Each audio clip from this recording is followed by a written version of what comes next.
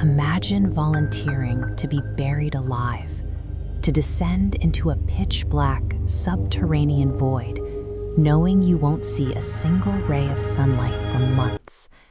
As humans, we rely on the physical world to keep our minds organized. We wake up to the sun, structure our tasks around ticking clocks, and sleep when it gets dark. These external signals are the invisible scaffolding holding our perception of the world together.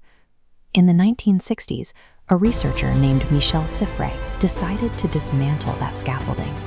He willingly cut himself off from the surface world to test the limits of human time perception. He entered a deep cave environment restricted by severe physical constraints. There were no windows, no natural light, and no watches or calendars. He had no way to track the passing hours. This created a split reality. While Siffre lived alone in the subterranean dark, a team of scientists remained on the surface, tracking his vital signs and movements from above. Stripping away these basic environmental inputs forced Siffre's brain into uncharted psychological territory. Without the sun or a clock to guide him, his mind was left to guess at reality. On the surface, the days passed with their usual predictable rhythm, but down in the void, Siffre was experiencing a disorienting, timeless dimension. This graphic represents our circadian rhythm, the internal biological clock that relies on sunlight to trigger a 24-hour cycle. Without that daily reset from the sun, Siffre's internal clock decoupled from objective reality, spooling out into a chaotic, endless line. His brain lost the ability to measure wakefulness. He would eat, read, and work, unaware that he had been awake for nearly 48 hours. Then, his body would shut down and drag him into sleep for unpredictable lengths of time, with no recognizable pattern to his rest. His subjective calendar collapsed. When the surface researchers asked him to guess the current date, his answers were off by weeks. Without the sun, time ceased to be a fixed law of physics. For Siffre, it became a fluid, chaotic illusion, manufactured by a mind struggling in the dark. The failure of his internal clock was only the beginning.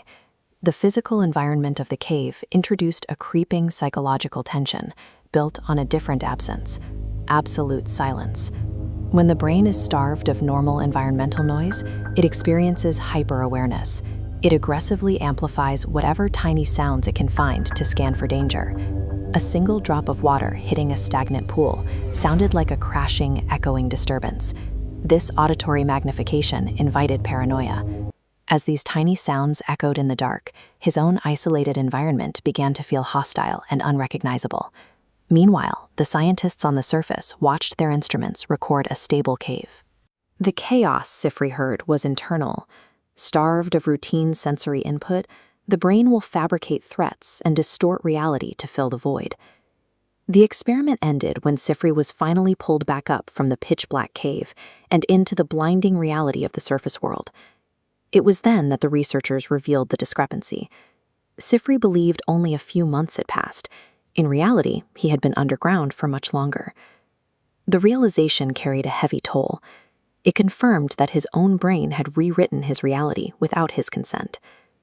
This isolation suggests that the human mind does not possess an independent, self-sustaining timekeeper.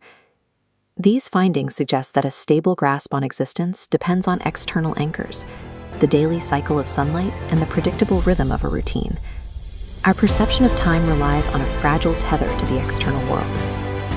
Once that tether is cut, we drift into the dark.